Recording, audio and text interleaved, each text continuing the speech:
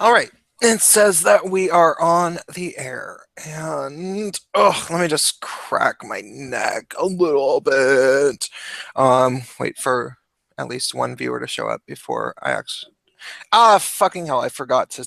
I always will forget to close the window. Oh, looks like we have some people watching already. Even though it doesn't say so. Okay. Oh no, there it finally says so.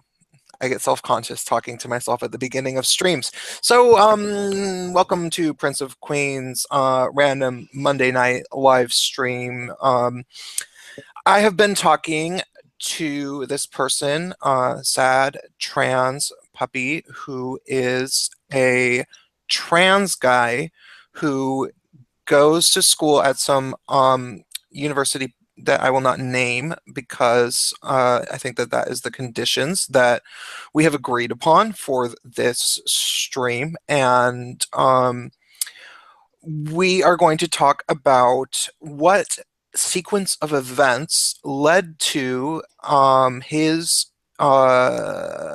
can't saying a lot.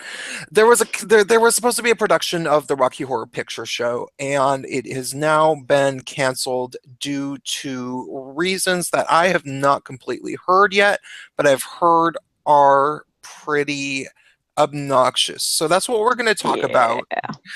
So that's what we're going to talk about. Yeah. But before we do that, I just want to give a little bit of a personal anecdote about my history with the Rocky Horror Picture Show because I actually have one. It's actually quite funny. I grew up in Seattle, as my subscribers know. Seattle is kind of one of the worst SJW cities in existence now. I mean, Seattle's where Zarna Joshi's from. Let's face it. So you poor thing. Yeah, but in the 90s, when it was still like people who were of marginalized identities, especially of the LGBTQ population, were actually still legitimately very marginalized in the 90s.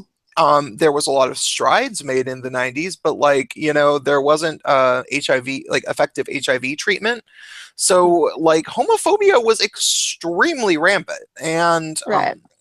And trans people were almost non-heard of, like non-existent. And if you did, it was like one of those things where if you did meet a trans person, like it was really awkward because you didn't know how to act. And I felt not even like looking back on it, like I remember meeting a few trans people in the 90s, and then like the next day I would be like, God, I really wasn't very nice to them, and it was only because I didn't know how to be, because I was not comfortable at all being around them. Right.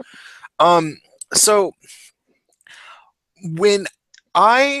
so apparently my mom was saying I was gay starting when I was 3, according to like my eldest sister, which I kind of believe her. My mom says that that's not true, but she does admit that there was this one time where I got in trouble. Well, I don't even know if I got in trouble, but the teacher called my mom and said that I was kissing the boys in like preschool or whatever, and I don't even remember it. Like I don't I and my mom said that she didn't care, but anyhow, blah blah blah. Fast forward to when I'm about 12, I'm starting to realize that I'm gay.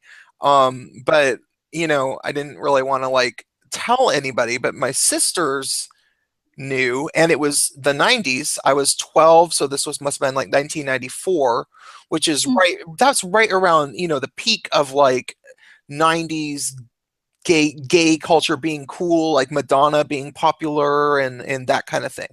So my sisters decided to take me to the Rocky Horror Picture Show, and they also decided to dress me up in drag.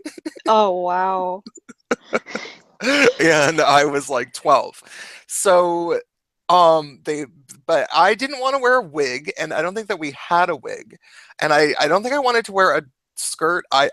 My sisters were, I don't remember how we worked this out, but we made a little outfit for me where I had short hair, and then they just put little earrings on me, and I kind of probably looked like a slightly femme, but not particularly femme lesbian. Mm. And I don't think that people realized that I wasn't actually like a 20-year-old lesbian. Like I because I was like a 12-year-old boy. Um and they made me fake an orgasm. Okay, so I don't know if you ever went did you ever go to the Yeah. I've yeah, been to the live show so many times. yeah, and it's a really fun thing to do. If anybody in the audience who's never been, they still show the Rocky Horror Picture Show at midnight on like Saturdays at certain theaters, and it's a fun thing to do because it's a really wacky movie if you've never seen it before, and it's not the kind of movie that you really want to just like watch on at home because Mm. it's sort of boring actually, but it's also really amazing, and there's so many weird things about it. And you can go to a movie theater and then there's people acting it out live usually. And there's lines that have been developed throughout the years that people kind of Hmm. yell at the screen, which makes it way more entertaining. So it's really good to go see it at a movie theater. And then at the beginning, they have a little showcase with all the people who've never been before, and they write V on their forehead for virgin with red lipstick, and then they make them humiliate themselves in various ways, and they make them, and I had to fake an orgasm, and I totally did girl orgasm style because Oh, so yeah, that's my story with the Rocky Horror Picture Show. that's brilliant. Yeah, so Sad Puppy, what do you have to say about yourself?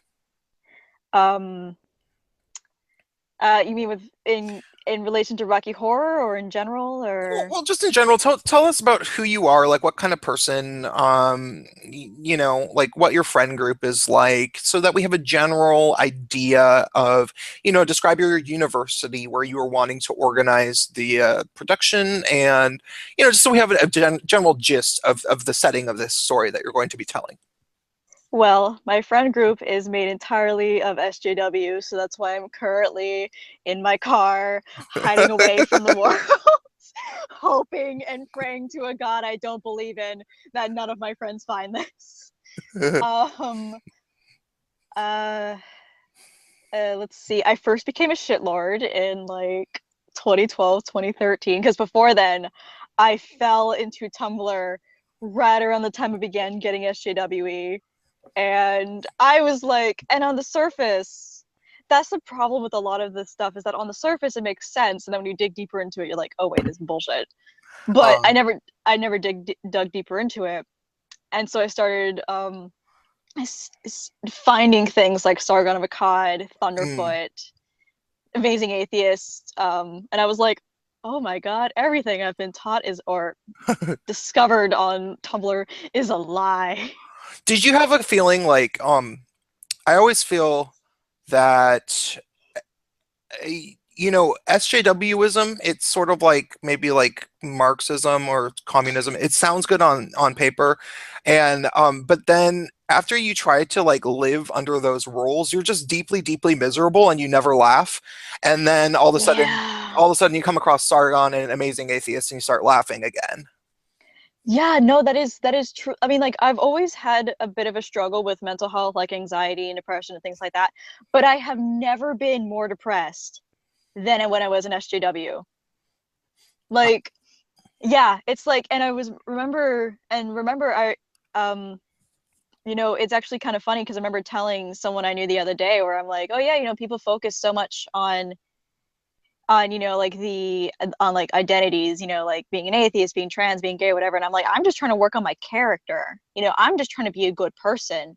The Hmm. identities that I have are second to that, and if I happen to fall under these labels, but I'm not going to make that all I am. And Hmm. so, but yeah, no, it's and I remember this very, very clearly. I will never forget this. At the time I was dating someone who wasn't white, and I am white, and we had gotten back from like a why white people need to pay reparations or some bullshit like that. Oh God. Yeah, yeah, no. And it was bad.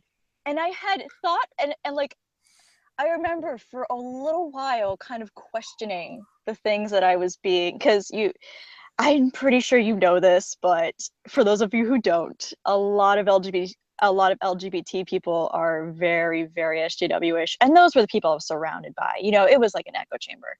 Yeah. And yeah, and and I was crying.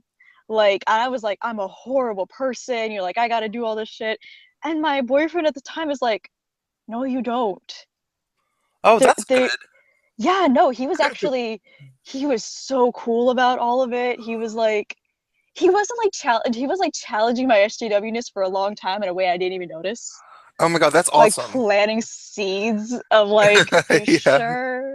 Like he you was sure that probably makes like he sense? probably hopped on someone's live stream and was like, "I'm dating an SJW." Poor guy. Looking back on our relationship, I'm like, I was not an easy person during that time. I'm so sorry. But um but yeah, no, he was just like, you don't have to do any of this. Like, don't listen to them. You're not a bad person because you're white. And he was like, yeah, some racism still exists and that sucks. And, we should be not for that. We should be against racism.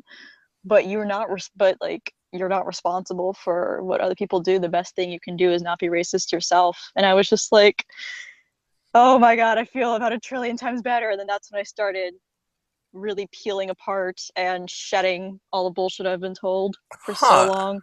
That's Yeah. cool. Um, Hmm. I feel like I've come across people who are racial minorities.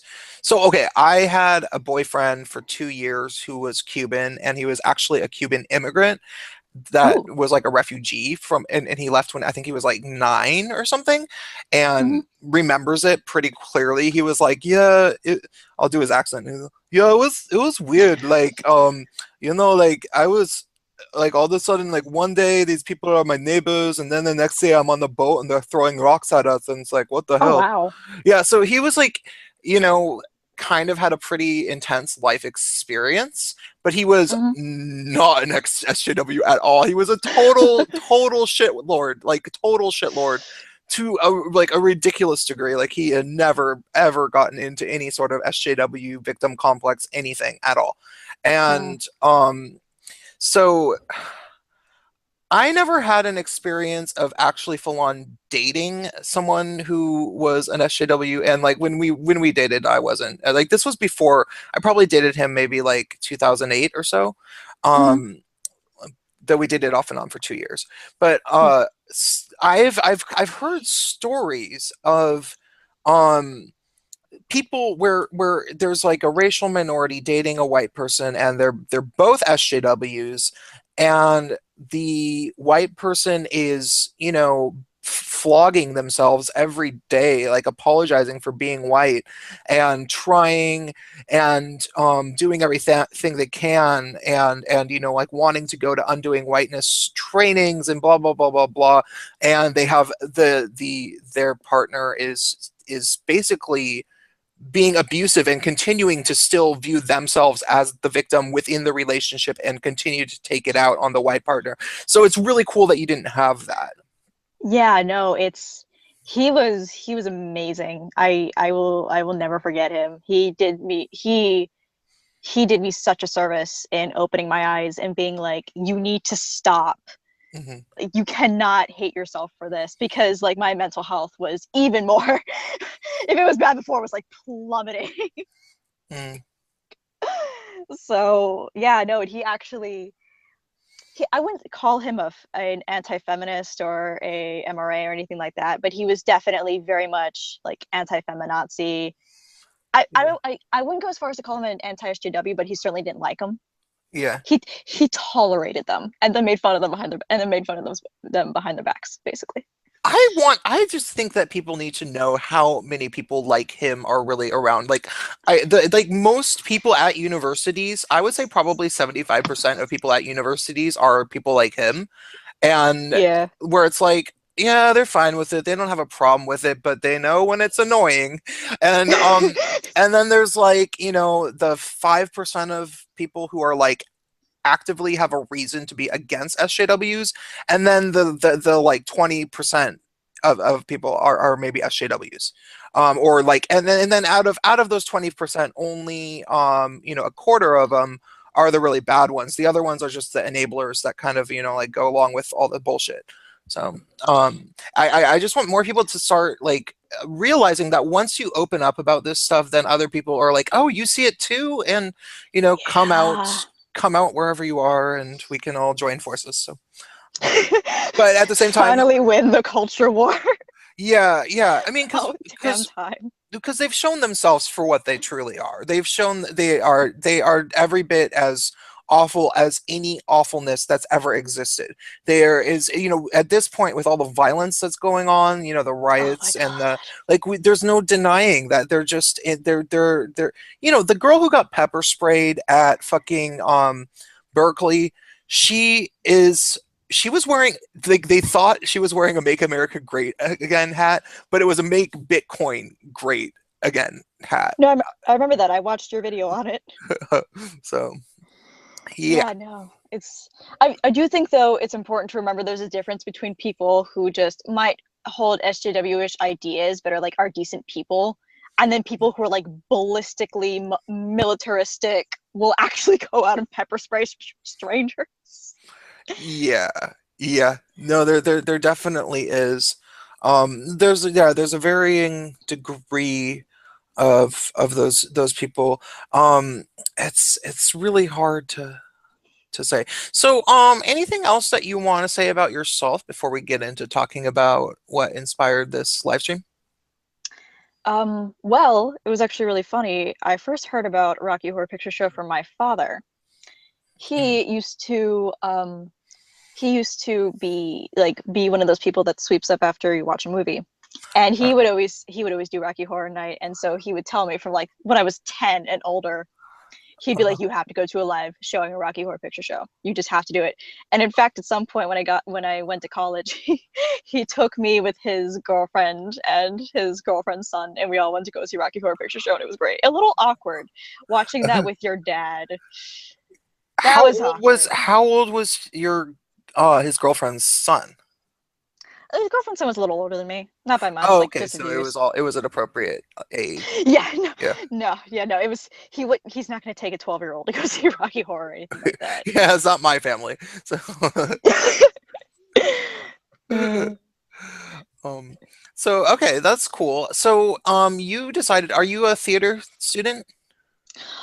Um, I mean, like, kind of. I'm more so like community theater, like I do theater for fun, not for seriousness. Like, I'm not looking to like be on Broadway at any point, but Mm. I'm not very good at it either. I do like it.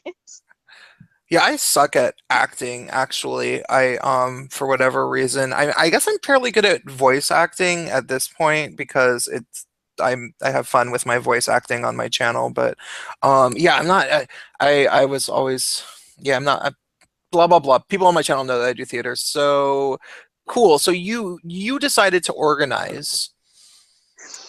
Well, it wasn't okay. I'm sorry. Did I interrupt? No. Okay, so what ended up happening, it was actually the Pride Student Union was going to organize a Rocky Horror Picture Show for Pride Awareness Month. And I was so excited because I've seen a couple live shows, and I've been into this since I was like 17 years old, you know. So I'm like, and I've always wanted to be in it. I didn't care who I played. I didn't care if I was a girl, boy, background character, callback. I just wanted to be in it. And so And that's the fun of the Rocky Horror Picture Show. yeah, no, it's you are always having fun no matter what. Yeah. And then I hear, I am in a transgender group, like Facebook group, at my school, and I hear that there's the potential it might be canceled, Oh, but there, hey, I have something to bring up before we get to the canceled yeah. part. We Mhm. should tell, if in case anybody's unfamiliar with the movie, let's describe all of the characters a little bit. Oh So, God. like, who's your favorite character in the Rocky Horror Picture Show? Oh God. Queen Frankenfurter, obviously. Yeah, Dr. Frankenfurter, who's played by Tim Curry, Tim, yes. John Curry. Yes. No, yeah.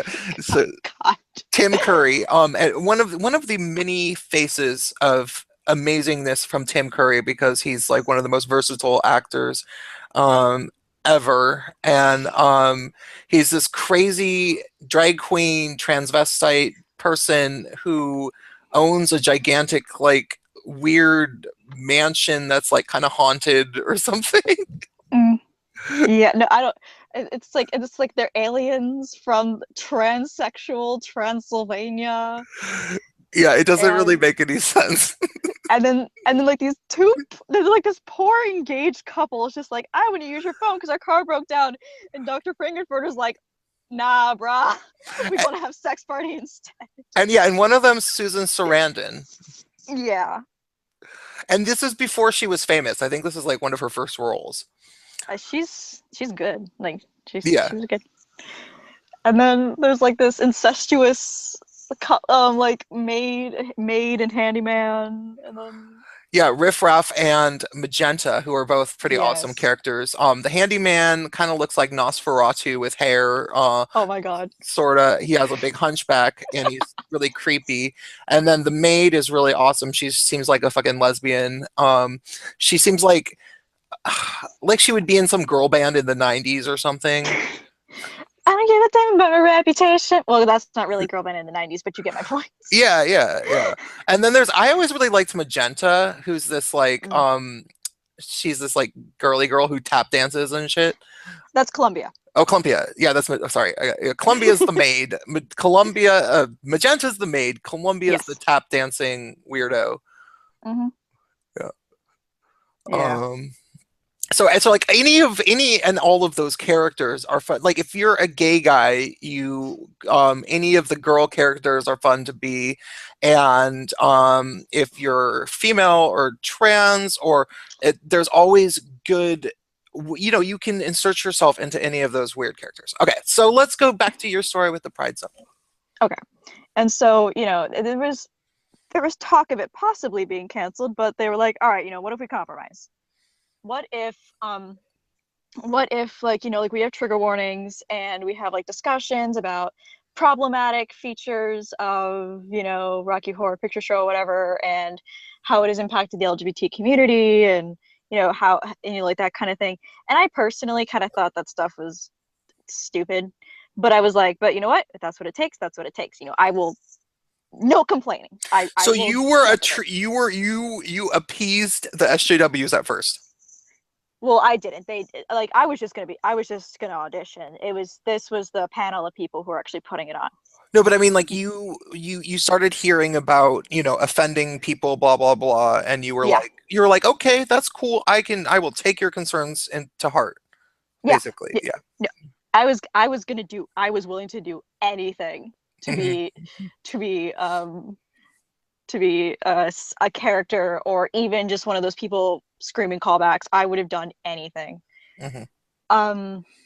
And then like I see in the transgender group, people still complaining, and they're just like, oh, well, it's transphobic, it's problematic. And I started commenting, because I never comment in that group. Mhm. And I started commenting, and I was like, hey guys, like, I understand why you may not like it, and you have every right to not like it. But I do like it. And if I respect your right to not like it for whatever reason you might find, but like, I want to see it. I love this show, and I think it'll be a lot of fun to put on. And like, and people just started being so vitriolic, and they were just like, and vitriolic in the original term, not the new term, the Yeah. actual term. Yeah. And they were just like, oh, well, it's problematic and it hurts us as a community. And I'm like, how does it hurt you as a community? And they're like, well, look at Tumblr. And I'm like, no. No. And it literally was like, they're trying to suck you back into the amoeba. They realize that you got free from the blob, and they're like a big like blobby tentacle came out to try to pull you back in. It's fucking seriously. It's like I broke away from the cult, but I kind of haven't, because I'm still in college. But college is a cesspool of SJWs. It's a mess. Mm. But yeah, and so I was like, that doesn't count. And I'm like, I want journals, I want evidence, I want statistics of how this has actually contributed to hate crimes or suicide rates or whatever. And then I got told that I was upsetting people and that I needed to stop commenting. and also that I was a trans misogynist. Oh And God. I don't even know what that means. Like, does that mean I that I hate trans women? Like, no one ever clarified that for me. Yeah, no, And that it's just a virtue signaling buzzword as far as I'm concerned. Like it's like you can't just say transphobic because that doesn't prove that you're a feminist enough, so you have to say trans misogynist. Um I don't know. Maybe. Oh, wait. Maybe it has to do with the fact that, I mean, like, let's face it. A lot of these people complaining have probably never even seen the whole movie, so yeah. all they really know is they've seen pictures of Tim Curry and being all crazy, and they think it's embarrassing and it's an embarrassing stereotypical portrayal of trans women, so they think it's trans misogynist. That's probably what I it mean, like, is. and I mean, like, yeah, it's kind of the portrayal of trans women the way that Jersey Shore is a portrayal of Italians. You know, Yeah. it's it's like most people, like maybe one person out of a million, walk away thinking that's what trans women are actually like. You know, Well, yeah, most but he's also amazing. Like he's glorious. Like when you actually watch the whole movie, you're like, Tim Curry is amazing, and I kind of want to like every straight guy kind of wants to dress up like that once when they see that. yes, yes, no, it's he is a beautiful man, absolutely beautiful. And and there were a few people, I think there was like one or two, that were like, hey, listen, I don't like Rocky Horror Picture Show either, but first of all, stop being so vitriolic to this person, they don't deserve it. Hmm. And two, and two, they do have freedom of expression and we should allow them to put it on. Hmm. So, but they ended up getting shouted down too, and then I got banned from the group like temporarily. I Mm. don't know what happened. I tried to find it, and then and then it's just coming off Facebook, and then a few minutes later I found it again, and I was like, what? Mm. So, and then I was so pissed when they finally said, we're like, yeah, no, we're just not doing this. And they specifically said the transgender community complained too much. God. He's like, can't we just have the names? Can't we just have the individuals that said? Fucking seriously. Because I feel like every university has like that little crew, and it's only like three or four people at most, but usually just one or two, and and out of out of that one or two, it's usually just the one. There's that one person at my school. What was that girl's name? She was so horrible. Okay, so granted, I went to college in 2000 through 2004, Hmm. so we didn't have really there was one student who's I think came out as trans by the end of it, and my college itself was only like 1,000 kids. It was a small division of a bigger university, but there was this one girl who was this lesbian activist, and she was so fucking annoying. Like she lived in my dorm freshman year, and like we were watching Dragon Ball Z. I don't know if you ever did you Ooh. watch. I had never watched it, but a friend of mine is forcing me to watch DBZ, Oh, GBZ abridged. it's really good. Yeah, watch it. The best season is the season with Cell in it, and Cell is this alien thing that has a tail, and like I remember, like we were really into it. Like me and this guy, that was also a stoner. He and I were really into it, and so we would go into the lounge, and when it would come on, because it was coming on Cartoon Network, live, like every day would be the new episode, and because it's many episodes in Japan. So we would come in every day and force people to change the channel because we were so into it. It was like our thing. That's And great. the episode with Cell, like, so the girl she must have been in there, and we like convinced her to watch the show, but she didn't leave. Which we would have been perfectly happy if she just left. And she was like freaking out about how Cell had a tail and was trying to stab the other characters, and it was phallic, and she kept saying phallic, and oh my god, this cartoon with this phallic, and it's like it's a fucking anime, and he's like a alien thing that has a stabby pointer on his tail, and he's like, shut the and Oh my God. she would be in there would be all school assemblies for various reasons, and like because her little activist group would be causing problems all the time and like trying to like fuck with the just because they were trying to fight the system, like they'd come up with some reason to be mad at the administration or something. And she would like yell during the like somebody like the dean would be talking and be like, yeah, we had some students complained about blah blah blah, and he would say something and she'd be like, that's not the issue. And so it was always like anytime you ever heard like that students had complained about something, we all just assumed it was her, basically. Oh god. We're like, let me guess. And we were mostly right, I think. So anyhow, so back to your story. People they ended up canceling the thing. Yeah. And I was going to put on my own, but we didn't end up having enough people to audition, so I was just kind of like, this sucks. When did that all go down? January. So were they preparing that for like Pride in spring?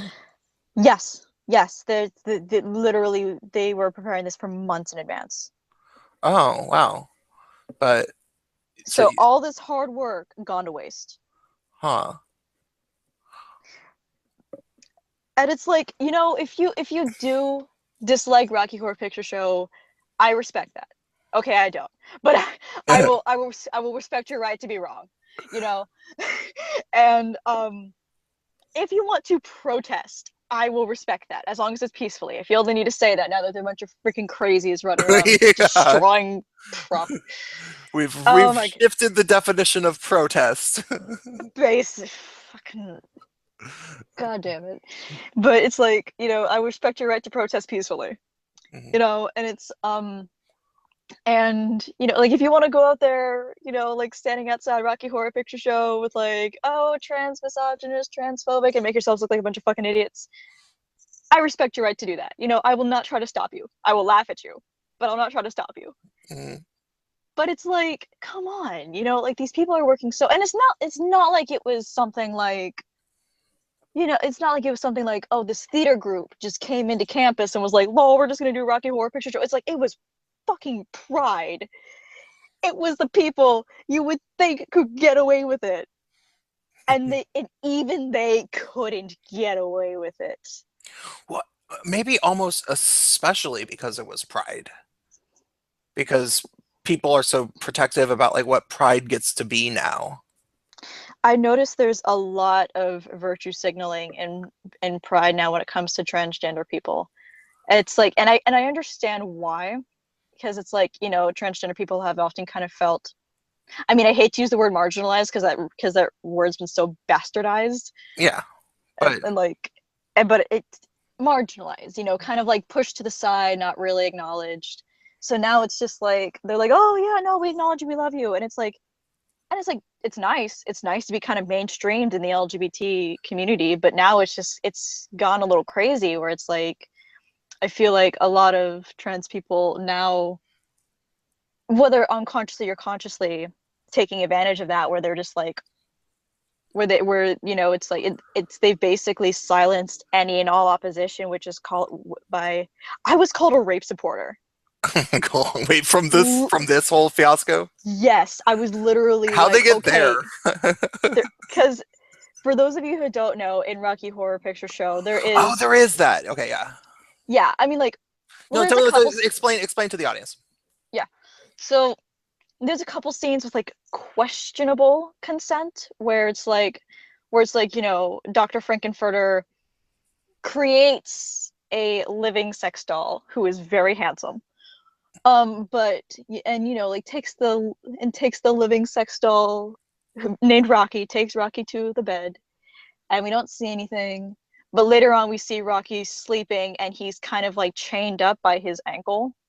So it's not like it's one of those like questionable consent kind of things. So it's like you can make the argument either way. Well, at least they were supporting the notion that men can be raped, I guess. Yeah. Sort of. I don't know. Um, whatever. No, I'm not defending these people.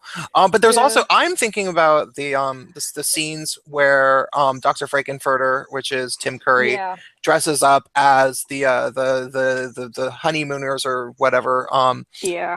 And he gets into bed with each of them, but the thing is Hmm. they each like it, and they're like, oh, you're really good tonight. And then it turns out that it's Dr. Frankenfurter dressed up, and he goes he's just tricking them, and he's like, ha ha ha, I'm better at sex than your partner, basically. Yeah, because he dressed up as their partners, and then they were just like, "What? I accidentally what? You know, like I never would have done this if I had known that it was actually my partner." Hmm. So, and that's like one of those things where it's like it's very question. I know that they end up like halfway through, they're like, "Oh wait, you tricked me," and then they're just like, "Yeah, well, fuck it, we'll do it anyway." Hmm. So it's like one of those like questionable consent kind of things. Yeah, it's fucking, It's I don't know, the people who it's complain about this stuff, it's like, have you ever even had sex? Like, I yeah, yeah, you know, like there's a very big difference between rape yeah. and you know like and you know I've often heard that if you have to question if it's rape, it's probably I'm not every single time, but like if you had to question it's rape, it's probably not rape. Yeah, if you have to question 3 months later whether it's rape, like, you probably wasn't. I Yeah. So wait, I was gonna say something about you mentioned before with the transgender kind of how everybody's so incredibly sensitive.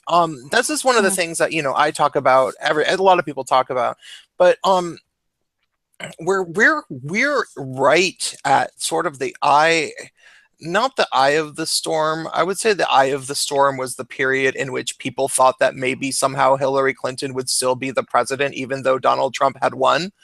Like, that would be the eye of the storm when, God. like the Jill Stein recount shit. Like, Oh my God. everything was reasonably calm. Then everyone's like, well, no, this can't, really happen. We'll be cool. Jill Stein's having a recount. It'll be I'm fine. I'm not Um, even a Trump supporter and I was cringing. yeah, I actually technically voted for Jill Stein. Really? Yeah, the only reason why, and I deeply regret it now, but because of the state that I lived in was so incredibly Bernie Sanders. Okay, I had heard conflicting things about how it would be possible for the Libertarians and the Green Party to at least debate in the next debates. And what I wanted was more people on the debate stage. That was my end goal. And I thought, because of the fact that my state was like over 72% in favor of Bernie Sanders in the primaries, I thought that people in my state would vote for Jill Stein. And I had heard that if 3 states get 5% or more of the vote population, then the people will get to debate again. But I guess that wasn't even true. I guess it had to be like a national thing. And so I should have voted for Gary Johnson so that the libertarians could debate. So, because I didn't like Jill Stein by the time I voted for her. Like, I thought Mm. she was like a science denying fucking She weirdo. kind of was. Yeah. She kind of was. She Like, kind of her, yeah, was. her views on nuclear energy are just like completely archaic, and not even, like, she thinks that, like, acts like, she thinks that somebody will drop a bomb on a nuclear power plant and it will be like the new Chernobyl, and that's like just not true. That's not how things work. um you can't blow up a whole fucking nuclear power plant like that. But okay, Mm. anyhow, that would have been like the eye of the storm, that period. And now the shit is like hitting the fan, and the wacky SJWs are not going to go down without a fight, and they're going to double down and just get louder and louder until. But okay, so here's the thing. Mhm. Um, I like to. So I read somewhere. I did not come up with this concept. I read it in the Atlantic, over a year ago. This was in response to that poor Yale professor, that woman who they protested, because she wrote that she wasn't sure she wanted to be authoritarian in. Oh yeah. Oh Yeah, oh my God. that was talk Oh talk. my God. No, I was gonna say, like, I was just watching that video and I was thinking to myself, if I had ever talked to anyone the way that that girl did to that person, my mother, I I don't even want to finish that sentence. My just my mother. Ending sentence. Yeah, I actually, my mother is, actually both my parents are teachers, and my mother was even on a school board, and so, when that all started happening, like that was like I think maybe the first big SJW blowout that happened at a university. The SJWs have been around for a long time, but this was 2015 was the year. I think that might have even happened at the end of 2014. I can't remember. No, I think it happened at the end of 2015, right before Halloween. And 2015 was the year that the SJWs thought that they were winning and that they were going to take over the world. Like so many bad things happened in SJWs in terms of the SJW stuff, and they kept getting away with it in 2015, and that's Yeah. why I think 2015 was the worst year, even though people think 2016 was worse. But 2016 was just when people started fighting back, and so it got bigger.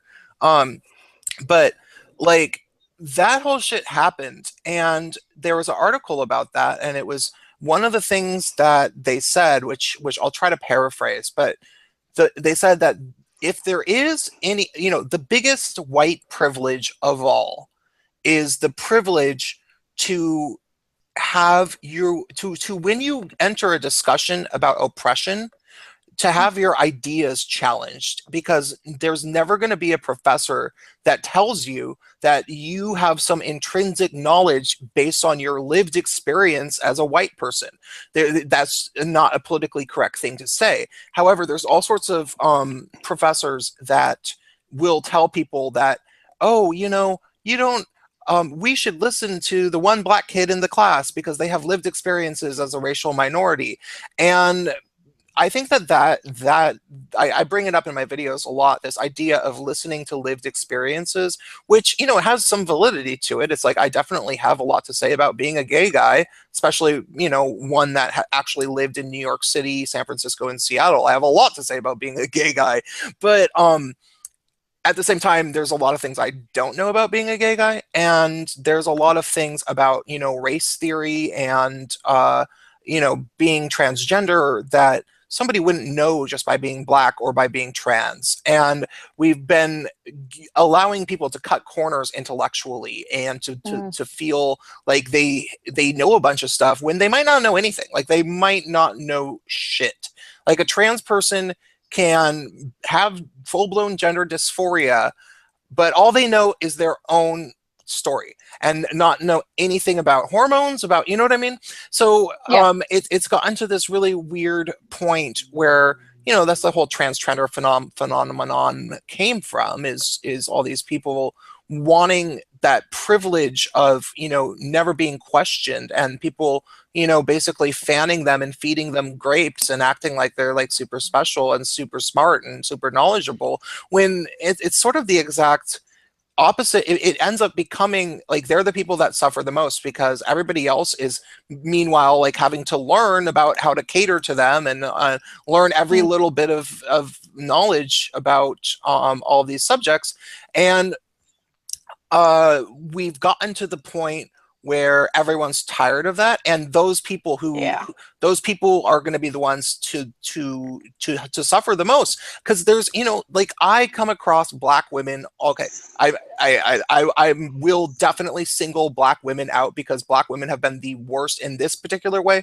There's more bad white female SJWs, like they're more common, but I come across so many black women online who basically tell me in so many words that they know everything about everything because they're a black woman, so they I need to shut up. And they will just, and that's their only point. Like, I'm a black woman, I know everything. I'm a black woman, I know everything. And that is not going to get them very far in a year. No. It's not going to get you very far in life. So yeah, I feel really bad for these people, and I feel really bad for the spaces that they're destroying, because they're making them into barren, into intellectual wastelands. Well, it's like, I remember, when Caitlyn Jenner first came out and she had a Halloween costume. a few old friends of mine came to me like with bated breath, you know, like almost waiting for me to start screaming. And they're just like, what do you think of the Caitlyn Jenner costume? And I just kind of looked at them and I'm like, I want equality. Caitlyn Jenner is a public figure. Mm, Every public figure gets a Halloween costume. Why should she be any different? mhm. And like the looks on their faces were just like, oh, okay, no explosion here, but you know, but it's like, yeah, you know, I definitely see what you're saying. It's you can't have equality and also be a protected class. You know, it's like, Yeah. you know, it's like I want to be treated like everyone else. I don't want people to look at me and be like, oh, the transgender person. I want people to look at me and be like, oh, sad trans, who's also transgender. You know, it's like I want to be a person first and Yeah. identity second. And I feel like a lot of the problem is that, and understandably so, for a little while, is because I first did this when I first started like coming into my identity. It's that your identity, you know, it's new, it's really weird. You know, it's like that's so that kind of takes up your head for a long time because you're trying to explore this part of yourself. You're just like, I don't, you know, and you're telling people and you're excited about it. And then like after a while you're like, okay, you know, like it's all good. But then I feel like what has ended up happening is that, you know, like a lot of people in the LGBT community, you know, we have been acting as though our identity is like every part of who we are. You know, it's Mhm. like that's the most important part of us. And I guarantee you, like, I'm sure you're like this, and I'm sure there are a lot of gay, lesbian, bisexual, trans, every part of the alphabet soup that that you know just that they're just like, yeah, I am on the rainbow, but I also love dogs or cats. I Mhm. like this show. I like that show. I have these skills. I work here. You know, it's like I don't want to be known as my identity. I want to be known as my personhood. And my Absolutely. identity just kind of falls in there somewhere, you Yeah. know? Yeah, I think honestly every generation I hate, people really need to keep in mind how significant the cultural uh collective unconscious of each generation really is, that like every 20 years or so there's a new batch of people coming out of the closet as gay or bi or trans. So the there's gonna be a bunch of people who come out of the closet, and there's gonna be music artists and movies for them that are all about I'm trans, I'm gay, that's the point of the art. And all these kids are like, cool, there's Lady Gaga and she talks, and then after a while people kind of get tired of it, and they're like, you know what, like that was cool when I was like 14 to see Lady Gaga, but like I actually like other kinds of music too. I don't need to only listen to pop divas just because I'm a gay guy and like all the other gay guys listen to pop divas. um Yeah. and so yeah, it's the same kind of thing. And I was really lucky because I was able to come out at 14, and a lot of people don't or can't, Mm. for various reasons. So it didn't take me very long to kind of get out of that phase, because when you come out that early, you know that there's more to you because you didn't have this like repressed thing. And it's like, okay, well, I also like video games and electronic music, like, so. Yeah. Yeah, it's I mean, I'm not saying representation isn't important. It certainly is. Mhm. But it's like, do you have any idea how many times I've heard, "Oh, you would love Steven Universe. There's so many gay people in it." And I'm just like, I will slap you uh, if I if those words come out of your mouth again. I have never even seen Steven Universe. I'm such a bad SJW commentator. It's Cause I've never seen it either, but from what I've heard, it's good. yeah, I've heard it's actually a good show. I've heard that the thing is about it is that it created an entire universe, that like sort of universe. It creates an entire, fictional universe that follows SJW type. Like it's the kind of thing that SJW sort of wish that the world was like, but it's not preachy, is what I've Yeah, heard it's very about it. subtle. Yeah. I So, think it's I think it's kind of one of those shows where it's like you can divorce the politics from the art. Yeah, kind of if like you're not an SJW. Orange is the New Black, maybe. Well, actually, I have seen Orange is the New Black, and I went into it thinking it would be very SJW-ish, but it really isn't. Well, no, I really like Orange is the New Black. I've seen all of it, and it there's I would say. Okay, so I know for a fact that many SJWs are offended by Orange is the New Black, but they're offended Why? because they're offended by everything. I mean, they're offended by Steven Universe. Fair. They're offended by Steven Universe too. Yeah, like No. I would say like Orange is the New Black and Walking Dead are two of the most like non-racist shows that have ever existed. That have been on American television that have been popular. Like if you really look at the strength of the characters and the different genders and um you know there's so many strong women and so many strong racial minorities and that kind of thing on both Orange is the New Black and Walking Dead, and yet people don't care about the strength and they don't care about the complexity of characters. They care about the stereotypes, and they will always be upset about something because I mean that's the nature of the beast. So Yeah. Yeah, it's like Orange is the New Black is I remember thinking to myself like this is amazing because it's kind of like under disguise as an SJW show. But then when you really look into it, it's like the whole fourth season where it's like the whole guard, accidentally killed Pussy. Oh, spoiler alert. Um, yeah. you didn't hear that from me, guys. Um, and it's just like I think that was handled beautifully because it wasn't this whole guards are guards are bad, black women prisoners are good, like everyone was a victim in that circumstance. The guard was poorly trained and panicked, you Yeah, know. I agree. I It's like, agree with that.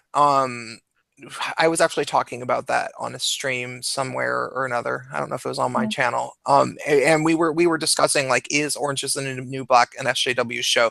Because I mean, there was that, but there was also like the whole thing about I don't remember. I think they call her Black Cindy, and then her like Muslim bunkmate who mm, who had the hijab on, but then they made friends because she could hide a phone in it. yeah. And like there's so many there like that whole subplot was super cringe to me, but then I liked the way that they handled the police officer Black Lives Matter part of it, because the young police officer was they were responsible about it. What one thing that pissed me off about that season was like they had all of okay, first off, I thought that they did a really, really socially irresponsible job of handling the veterans. The Remember how better, they right, the new yeah. yeah, the new guards were veterans, and like they were all well, maybe one of or two of them was fine, but there was the one who was like a sadistic psycho, and he was like making the one girl like swallow baby mice or something. Yeah. Yeah, and then they overall they were assholes, and the one guard like the big bear guy who's like all he was like super super evil like shit lord, and then it turns out he's gay, and then it was like, and I was like, oh, of course, like who's he, the like Milo Yiannopoulos of the show or something, like is that what they're trying? So Oh, and the pretty blonde girl, of course, was the only veteran that was actually a decent human being, of course. oh yeah. I guess that yeah. I was trying to think if there was any other besides her, but it was just so funny because it was like they were such a stereotype of veterans. Like they go in and play Call of Duty every day. Like oh come on, like Yeah, it's no show's perfect. You yeah know, yeah. you But got to I take the I good with the like bad. I like Orange is the New Black overall. Like Hmm. I being that I am a script writer and that I was, I sound pretentious when I say it, but I was also the school I went to is has a very very high focus of media literacy and politics. Like you don't just go to the school to learn how to write a script. You go to the school to learn how to analyze the political messages of all media like really closely, and that's what my school is known for. So I can't watch drama, like scripted drama, without just taking apart piece by piece the the socio-political messages. Like none of it. Like Right. you would think that I could watch sci-fi and it like wouldn't be like that. No, every goddamn sci-fi show I ever watch, I'm doing the same goddamn thing. I'm like, oh, the Romulans are like the Russians. That's it. I like, I get that. I get that feel. yeah. So I'm thinking that we should end this in about 6 minutes because I think this is actually a really good stream in terms of people might actually watch it again. So what do you want to talk about for 6 minutes? Yeah, I don't know. You seen Gravity Falls? No, I have not. I just started really? watching. What? I just started watching Nurse Jackie. I've never seen it. Yeah, it just doesn't. So far it's not like the best thing ever. It seems kind of like a Do you ever watch House MD? House MD? No, I should though. Yeah, it's really good. It is a really good show. It's House MD is one of the shitlord heroes of all television ever.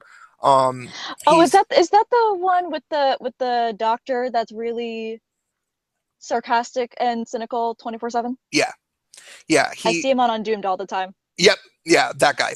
Yeah, the morons, fucking morons guy.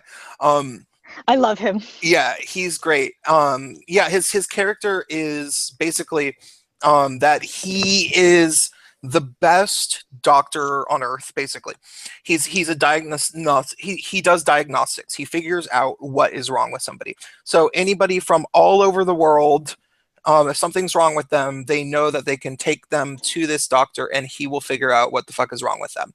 But he doesn't actually like anybody at all in the world. Like he hates people. He just likes his job. And he also has he had a degenerative nerve thing happen to his leg, so his leg got all fucked up, and so he walks with a cane, and he's addicted to painkillers. So he just has no filter and just says whatever the fuck he wants to say all the time because he's always high on painkillers, which is actually a fairly accurate representation of people with chronic pain. Like they're kind of like that. So yeah, he's a total dick, but he's really, really smart and he does good work. And so it's this thing where like everybody has to put up with him, even though because he saves lives. And right. Yeah, so it's amazing, and it's an awesome show in the way that like he is a blatant misogynist. Like he's an actual total misogynist, and he is open about it. Like his boss is this woman. She's the head of the hospital, and she's pretty hot, and so he's always like he's like talking about trying to see down her shirt and stuff, and like blatantly at the same time, though, there's a lot of strong female characters on the show who have to like put up with his shit and do a pretty good job of it. So it's the kind of show where like like you couldn't like you try to show an SJW it and they probably couldn't get through a single episode. They're hour-long episodes, but like if they did actually watch it, it would help them in life because it's like you occasionally do run into really, really brilliant men like this that are good people ultimately, that are valuable to society, but they don't care. They don't give a fuck about your feelings. So yeah, well, I feel like that's just a good lesson, not just for SJWs, but for people in general. It's people, whether for worse or for better, people just in real life, people are not going to care about what you feel. You just have to get on with your day. Yeah. And it's the earlier you learn that, the better. Yeah, I agree. So funny, like when you go to the Rocky Horror Picture Show and it's supposed to be this big crazy thing, and then they put you in front of everybody and make you fake an orgasm. Yeah. Or like cancel the goddamn Rocky Horror Picture Show. Fucking. Yeah, it's like it's a bonding ritual. It's like, of course it's ridiculous. Of course it's offensive to some people. That is the whole point of the Rocky Horror Picture Show. And you know what? You don't have to go if you don't want to go. Yeah. If you find it too offensive, no one is forcing you at gunpoint to be like, you're gonna go to Rocky Horror Picture Show or else. It's like, just stay home. What sucks about it is that in my day, it was that it would offend straight people. That was Alex what in the was Cape. offensive about it. Yeah. Now it offends trans people or something. And it's like maybe these people are just like uptight assholes. Like maybe it's like, as Sargon always says, you know, there will always be uptight moral busybodies. Busybodies, yes. More Yeah, busybodies. yeah. It's like, who are like, I don't know. I don't know. I guess I grew up in a weird environment in my house, and so I never had the slightest drive to try to like police what other people do in terms of what type of shows they watch, or and like never even occurred to me. You see, I grew up Catholic. Okay. So so how much do you know about Catholicism? Enough probably. So do I have to do I have to say any more other than I grew No, up Catholic? no, yeah, yeah, not. That's like Catholic specialty. Just like, what are you thinking about? Whatever you're thinking about, you're probably gonna go to hell for it. You know? Yeah, just so long as unless as long but you got to tell the priest, and then everything's sort of cool or whatever. Because reasons. Yeah. No, I used to be such a little shit when I was a kid. I'd be like, well, why does this not have add up? Why does that not add up? Why does this not add up? Why does that not add up? And then they'd be like, oh, because reasons, because faith. Like, Don't you think that Catholicism evolved the way that it did probably so that they could like blackmail everybody and everywhere it was with all their secrets that they confessed to the priest? honestly, I wouldn't be too surprised. Because that's a good strategy. Seriously. Like, I can honestly tell you it has not happened to me yet. No one has blackmailed me yet. But I will keep you updated if that happens. I will be like, you were right all along. Yeah. Okay, so we have just got past an hour. So wonderful to have everybody in the chat. I'm sorry that I did not post a single time, but I had a very good time talking to Sad Trans Puppy, and they might join us in the future on one of my streams. See, it wasn't that hard. Who the hell would try to dox you over this? You, the same people that call me a rape supporter and a trans misogynist, okay? Okay. You have to, like, I've told you why I'm scared of getting doxxed. Yeah. You would, and like, especially now with the election of Donald Trump and everyone running around breaking property and shit. Yeah. Well, though, as I said, those are the people that are going to have to start worrying about their own self. Yeah, true. Pretty soon. Like, I don't support doxing at all, but I did hear that one guy that beat that man with a shovel got doxed, and I was like, all right, yeah, that's you're breaking the law now. I beat a man with a shovel. I ordered myself a collapsible baton today because I live in SJW City, and everyone's telling me I should buy a gun and shit. I'm like, I'm not gonna be the next person that like maybe kills someone, but I will carry around a little billy club in case I need to break someone's forearm, because no, I'm sorry, I'm not the one. Like, I'm not that guy. Smart. Yeah, between that poor guy that got kidnapped in Chicago and now this going on, you're gonna need to defend yourself. Yeah, yeah. And people know who I like.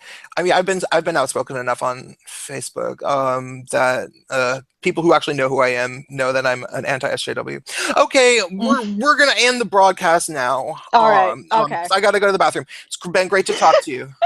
You too. All right. Bye.